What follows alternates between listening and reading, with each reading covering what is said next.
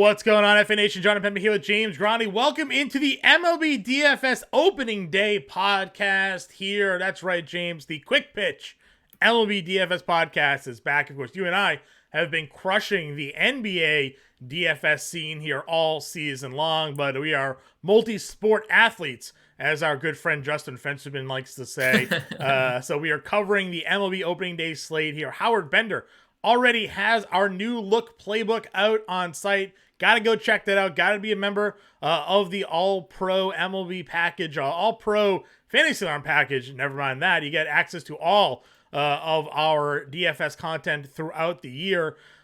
James, we got an opening day slate. We obviously know when it comes to opening day, we're kind of going off of things that happened last season. Some team guys on new teams also have to be taken into consideration here as well. And with opening days we saw last year, some of these guys were on pitch counts. So it'll be interesting to see how the pitching lineups are built when it comes to your DFS lineups, because we do have all of pretty much everybody's number one pitcher on the slate today. Yeah, happy baseball season, John. It's your pick, and it's my turn to. It's an interesting shift going from NBA to MLB every year, because we're still entrenched in NBA, but we're shifting focus, and it's going to be a good day. It's Patrick Corbin Day, John. So happy Patrick Corbin Day. Well, that is the plus. Some teams are so bad that their opening day starters are Zach Greinke, Mitch Keller, Patrick Corbin. So we do get to at least focus in on a few favorable matchups, that's for sure. That's where the chalk will be. Obviously here, James, I am sure that the highest implied run totals, you're looking at Atlanta most likely today. The Yankees are generally finding themselves at home here. They're going up against San Francisco and Logan Webb. We talked a lot about Logan Webb's road struggles last season. So, there's certainly a lot to pick on this bone. Listen, there's 11 games on today's slate. There are a lot of players to talk about. We're not going to talk about every single player. We definitely encourage you to go check out the DFS content we have on site. Our tools, our projections, our lineup generator, all of that is available to help you guys take down and dominate your leagues here this season. So, James, with that said here, no real weather concerns that I saw. Obviously just some wind, but not looking at a lot of rain. East Coast is cold. It's gonna be 39 degrees in Boston today. So that's something you gotta also kind of take into consideration here. But let's just jump into it. We'll get through this one here. The top pitchers, we see them all, right? It's DeGrom, it's Scherzer, the cream of the crop. If you have to pick one top price pitcher today, which guy are you looking to sort of build your lineups around? First off, opening day never changes with the soft pricing. You could fit two of them realistically, right? You could probably play two of them, just considering there's no 10K plus pitcher, and we know that's going to change drastically if this is your first time playing MLB DFS. Don't get used to this soft pricing because things are going to change very fast. If I were to pick one, it's very hard to ignore Max Scherzer against Miami. I know it's on the road, but I don't love the upgrades to Miami's offense. Hard to ignore Garrett Cole. I really like Corbin Burnes today in Chicago. Okay. Do we have wind? Let's see. Bumped down to bats according to RotoGrinders Kevin Roth's injury report. The goated injury man. The goat weatherman in MLB DFS. I mean, any temps in the 40s, as you mentioned. We know what Corbin Burnes is. The Cubs obviously look completely different. Yes, Dansby Swanson is somewhat of an upgrade, but I think Corbin Burnes and his strikeout upside, 243 strikeouts in 202 innings last year, dominated the Cubs last year, held them to a sub 2.4 ERA in 3 starts. I'll go Corbin Burnes as my top spend. Yeah, I think when you're spending up here, I don't mind that there either. Burnes, he had like a little bit of like a slow, felt like start at times last season, but we know the elite strikeouts are there. The most notable name on that list, obviously, you have Jacob deGrom changing teams this year. He goes from the Mets, He goes to the Rangers. We're assuming there'll be some limitations on Jacob deGrom to start the year. We dealt with that last year. Lost some of these starters didn't go more than like 80 pitches in game one, and we were kind of pulling our hair out when it came to that. But we're never gonna not like tell you that Jacob deGrom's a bad play. There's just some risk associated with it.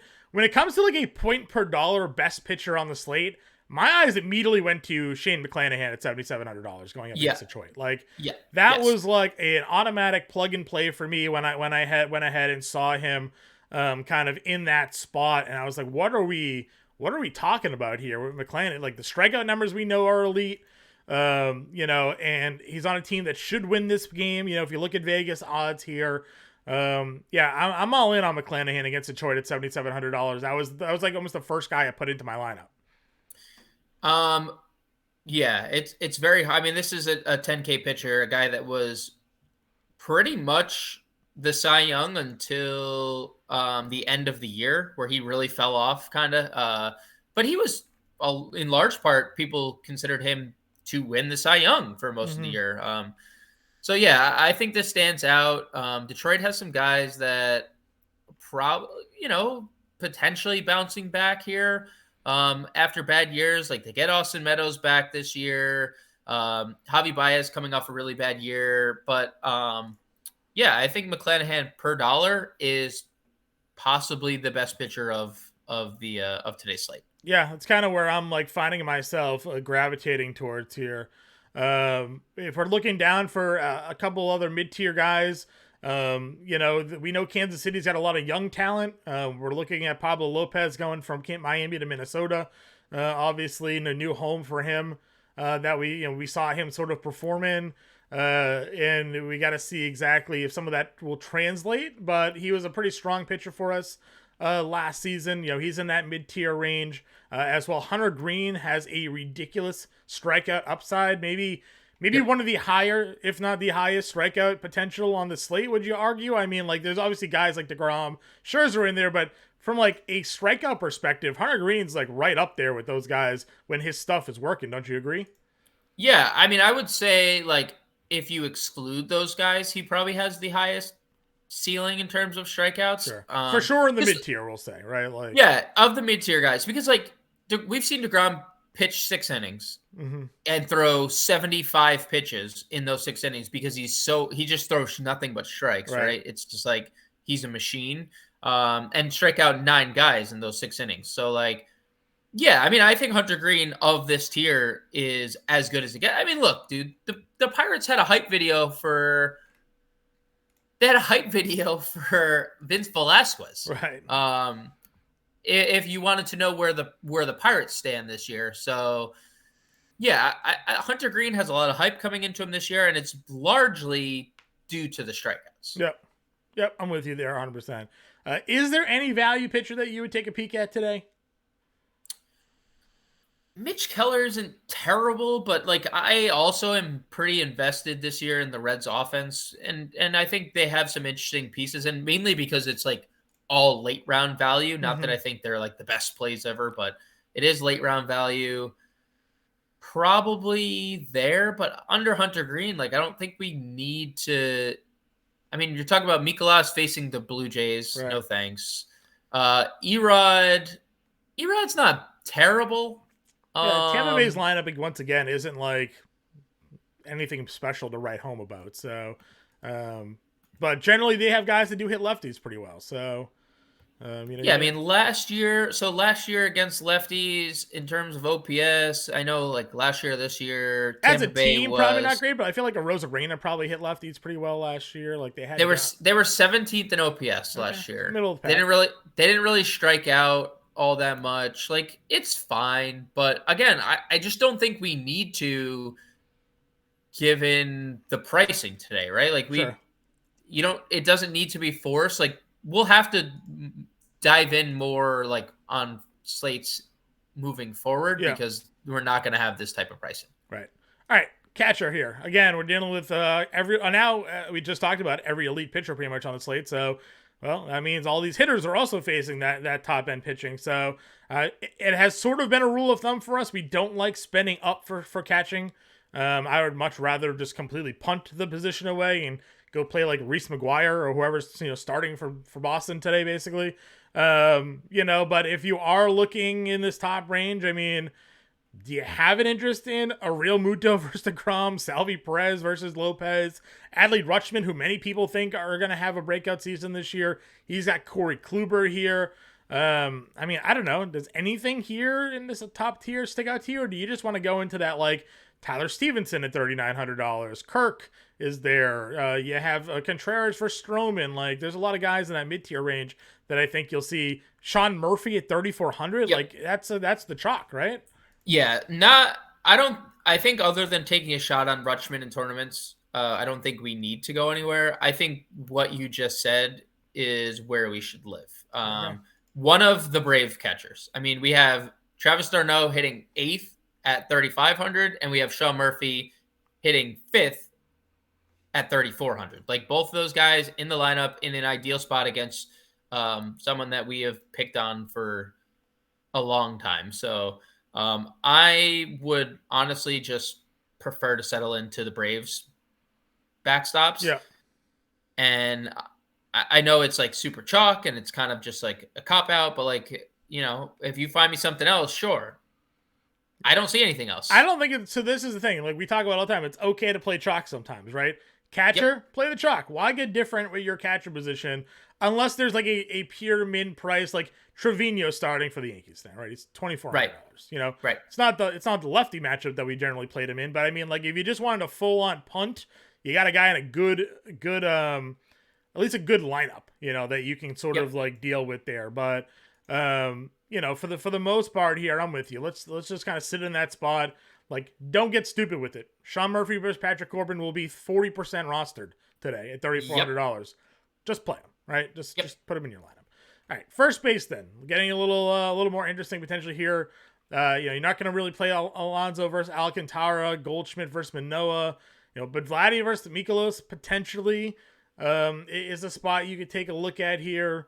Rizzo versus Webb, maybe a spot that you can take. You got CJ Cron versus a lefty. We know Blake Snell, strikeout guy, also can give up some home runs. Matt Olson is a lefty. He was okay against lefties last year, but yes, he was. So you could certainly throw him in there, and maybe people will be shying away from the lefty spot. Maybe there's a little contrarianness to that play, but key in on these first basemen. Which ones do you find yourself targeting for your lineups today? We know more than ever. You and I do the NBA DFS podcast all the time. You game stack sort of NBA games. In MLB, you're stacking lineups here. You're stacking, guys that kind of run next to one another and see what you can kind of get out of it there. Yeah, we are definitely stacking lineups. And that's why I think Matt Olson 42 would probably be my top first baseman. I get it. Lefty.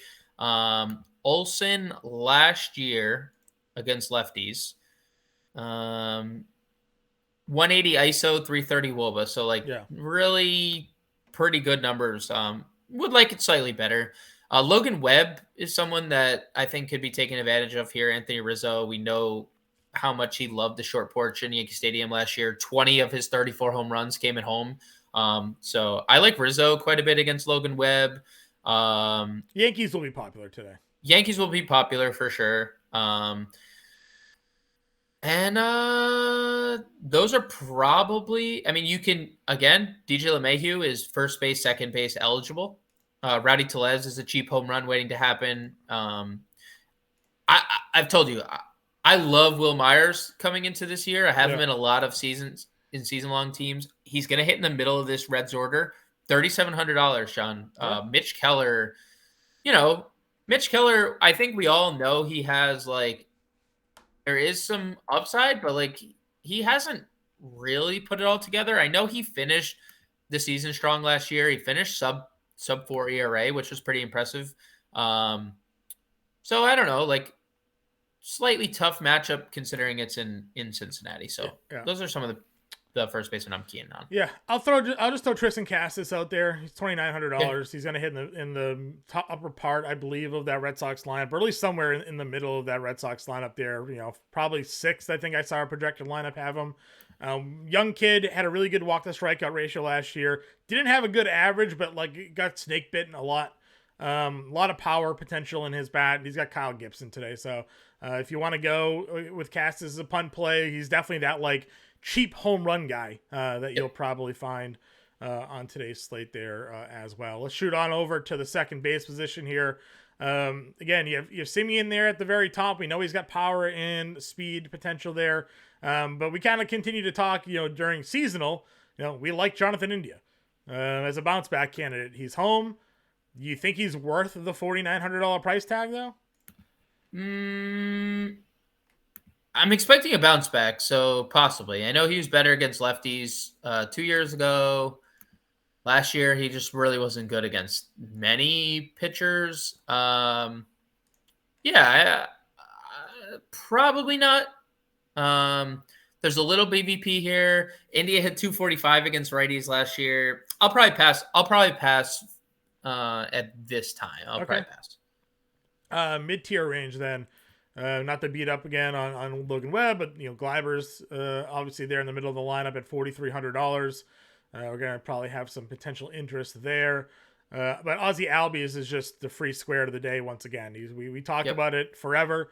The man has made a career of just smashing left-handed pitching. He sure has. Yep. And he's only $3,900. I mean, I don't know how you get away from not playing him.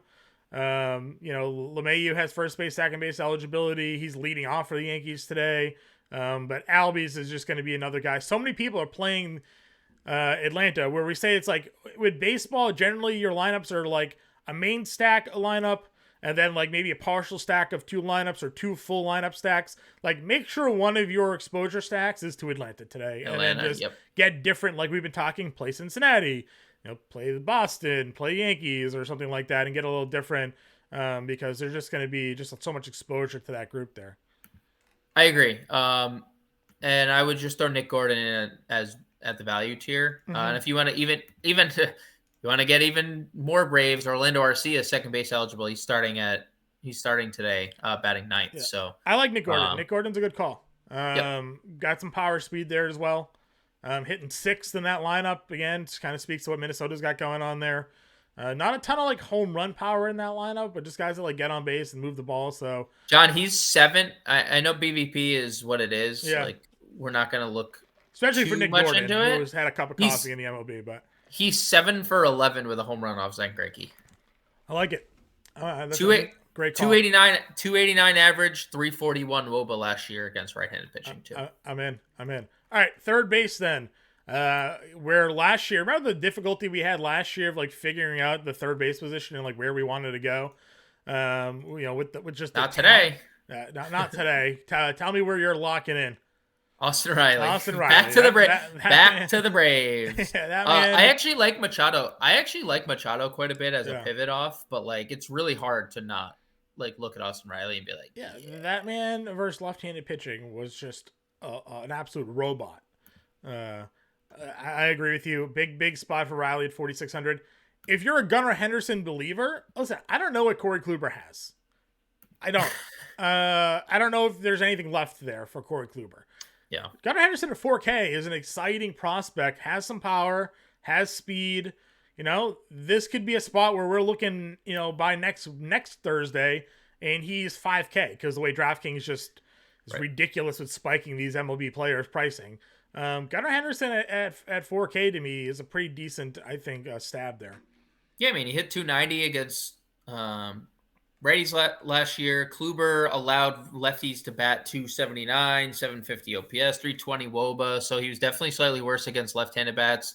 And we know, I mean, the first four of the first 5 batters he faces in this Orioles lineup is likely going to be a lefty. So right. I do like Gunnar Henderson a bit, not just on the year, but today specifically. And you know what? Like the fact that we don't know what Kluber has makes me want to even like maybe invest in the lefty stack of the Orioles today. Sure. Like that could be a potential stack as well. Yeah, I definitely don't hate that at all. So I think that's something worth taking a peek at there. Any other value third baseman on the board for you here?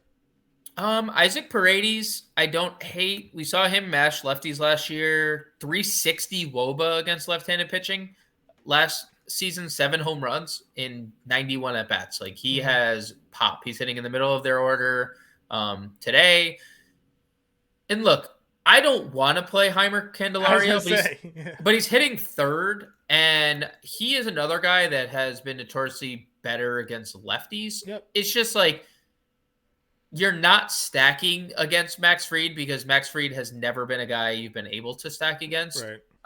But as a one-off, like, he's hitting third. Yeah. You know, like it's a pretty good value. And he's 2,700. It doesn't take a lot for him to like find a way onto right. A double run, a double RBI and a run. He's like smashing his value. Yep.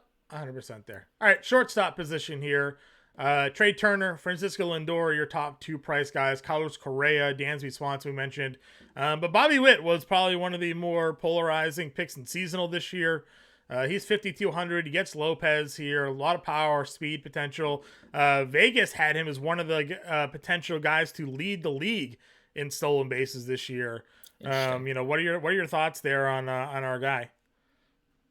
I mean, I hold Pablo Lopez in high regard, but like Bobby Witt was pretty good against right-handed pitching last year. So I have no problem getting there. Plus, I like Correa, but like obviously Correa is like a big question mark heading into the year. So, I mean, listen, he failed like 9 physicals, but he did play during the preseason, like all that stuff. So like he is, healthy. So like we'll see. It's Correa. I like of the top tier. It's Correa and Witt for me. Just given Witt's upside. And obviously O'Neal Cruz gets a righty, and he's hitting leadoff today. So absolute missiles that guy can. Yeah. When he's actually hitting the baseball. Exactly. Yep. I think Xander's interesting. Xander he's projected to hit at the top of the Padres lineup, right? Isn't it one of the examples? He's gonna hit. Yeah, he's gonna hit at the top of the lineup. Yeah. So I mean, at 5K, I don't know if there's a lot of power there, but there's certainly like get on base, score runs for him. Seager, we know, has some pop against Aaron Nola. Bichette's in the middle of that tier here against Mikolas at $4,600. I think that's kind of appealing to me as well. But then after that, again, I don't really know. I mean, we used to jokingly play Jorge Mateo last year just for his stolen base potential. Is there anybody else down here? I mean, there are a few guys starting. We talked about Nick Gordon already. Maybe he's your shortstop today. Volpe, any interest in ninth? Both Yankees. Oswaldo Cabrera, he is a switch hitter, but he showed his power from the left side. And Volpe are both, I think, in play. I like them both as pump plays and both, part of your Yankee stacks as well. You use Volpe. Volpe probably garners more attention because he's obviously the top prospect in the system. Also, like when you talk about stacks for anyone that's new to NMO DFS, like if you use Volpe, that's your wraparound stack. Like he's on base when Aaron Judge comes up and when LeMahieu comes up and when like the Anthony Rizzo comes up. So I think Volpe is better suited for Yankee stacks. And, unless you're using like 3, 4, 5, 7 or something like that, where you use Cabrera. So you can use either of those guys. Volpe probably fits better. I like Gordon better than both, to be honest. Okay. Yeah. I think you'll see Volpe popular, one name value, Yankees, and he's $2,500. So you'll see that a lot. All right. Outfield, we know, just, speaking of Yankees, Aaron Judge right there, $6,300. I mean, the guy just set the AL home run record. So hard to argue with that. Oh, and Ronald Acuna, $5,700. We talked about it. Like, there's enough mid-tier pitching and some value. Like, I'm not saying we haven't built the lineup yet, but like, could you conceivably play Judge and Acuna in the same lineup today? I mean, it's possible. I don't know if it's worth it because the pitching. Sure. Like I feel like it's worth it getting, but maybe I'm off base too, like getting 2 high-priced pitchers. But it's currently projected, John. Just looking at our which, if you guys head over to fantasyalarm.com/MLB/draft percentage, our ownership forecaster, Ronald Acuna and Byron Buxton are the 2 highest projected owned plays of today's slate on DraftKings. Yep, 100%. So just to show you, the Atlanta 4 of the top 10 are Atlanta Braves today. Okay. Yeah, I mean that's not really surprising. No, Right? not surprising. No, not surprising at all. But just for context, I know like, I mean, people might have not used the Sure. forecaster, or Yeah. like, why do we keep saying the Braves are going to be popular? Obviously, Patrick Corbin, but like, just the ownership backs us too. They are going to be popular. Yeah, 100% for sure. All right, other guys down here in this mid tier. We talked about not knowing what Kluber's got. Cedric Mullins, some power and speed potential there. Soto down at the low 53s. A lot of people are expecting him to have a bounce back season this year. I think that's certainly in the cards for what's going to be going on. Yep. With him this year. Mid tier guys. Where are we kind of like keying in on our next outfield group? Yoshida's interesting. With Kyle Gibson on the mound, I'm interested to see how his debut goes. I kind of like that spot. All the Reds outfielders, Fraley, as long as he's in the lineup, I'm okay with him. Manny Margot, we know crushes lefties. He gets Erod. I like that spot. I mean, I'm not going to play Harris, 3,700. Lefty. I'll pass on that. I know he's probably the one guy I don't have interest in, but then there's a couple guys under like 3,600 range. Jurickson Profar, I don't know where he's going to hit, but I think it's going to be top of the order for Colorado. Yeah. And then Max Kepler leading off today. I like the Twins a whole bunch, truthfully. Okay. I don't know if they're like, obviously the Braves are like my top stack. Yeah. You're just banking on going against Greinke here mostly. Yeah, I mean, another year that Zach Greinke is pitching in baseball is good for all opposing offenses. You see who's leading off for Washington, right? Our boy Lane Thomas against the at lefty home too. At home. Lane Thomas at home last year and against lefty. Yeah, I mean, maybe a little two-man game with Lane Thomas and Heimer Candelario. Yeah, just some bad plays there. Listen, we're gonna play Lane Thomas at some point this year, just probably not against Max Fried. Probably not today. Today's not the day. Does Gallo strike out today against Greinke, or like what do we think? God. I'm just kidding. We don't need to waste breath on Gallo. I like Whit Merrifield at 3K. I think that's a good value. I like the Red Sox guys. I don't know how you feel about it. Yeah, I like Yoshida. Trevor Larnach, just to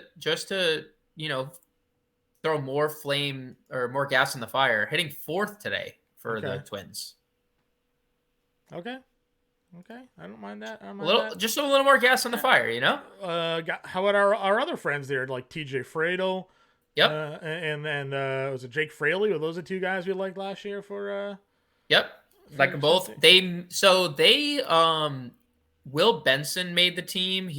I think he's gonna play every day. He's a 24-year-old big lefty. Has a lot of pop. Has some speed too. Okay. He had 6 stolen bases in the spring. He made the team. He's gonna be their starting center fielder. 2K. If you want interest in some Reds. Will Benson. I'm expecting. Let's see if we have a Reds lineup yet. Do we have a Reds lineup yet? We do not. But I expect him to be in the lineup against the righty. Stone Cold Mint salary there. We definitely like some salary relief. All right, let's build our lineup here then. You want to go 2 top guys. I want to go McClanahan for one of those guys. Okay, well, let's go Corbin Burns, McClanahan. Okay. Corbin Burns, McClanahan is our pitching here. That's a 4,200 to play. Do you want to go Volpe here? I was thinking we could just start with Sean Murphy, 3,400, and then go from there. Murphy works. Murphy a catcher, 4,300 play moving forward. We do know that there's some value there. Yeah, if we want to go Volpe, that works. 2,500. We're going to probably use Nick Gordon. Yeah. So here's the problem. We want to use Albies probably. Yeah, we want to use Albies, yeah. Do you like Volpe or Nick Gordon? Well, we can see what we can do for our lineup, I guess, and we can pivot if we have to. How's that sound? Okay. What was our first base pick for today? You liked Rizzo. We didn't really care for much of the top guys. We considered maybe Vladdy against Mikolas, but it's not a great ballpark for him there. Yeah, Rizzo. Matt Olson was the lefty spot there. Corbin sucks against both split. So, like, if we wanted to go, I think we're really going to be, it's going to be Braves, Yankees, Twins was really where we settled in. Okay. That's what it felt. That's what it felt like to me while we were going through it. Also, Red Sox, I think, warrant some love too. Yeah, I mentioned Cassis just as a pure punt play there. If we wanted to like take a look at that, I'd be okay looking at that because I think it's actually going to help us get Judge Acuna. So you want Cassis? I don't hate it. Okay.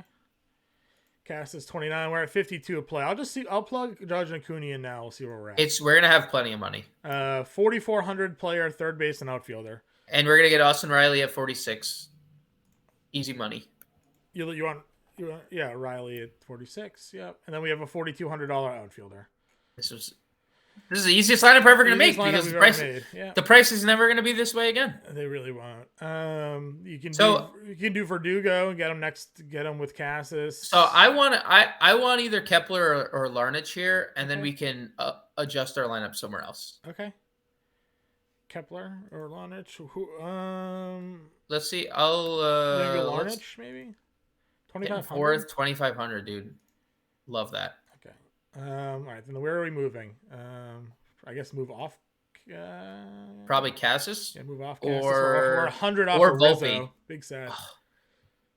What about if we move off Volpe? Okay, Cassis. We have 4,200. Is that what the shortstop? Yeah, 42. We could play Gunner. Yeah, we can play Gunner. Gunner works. I like it.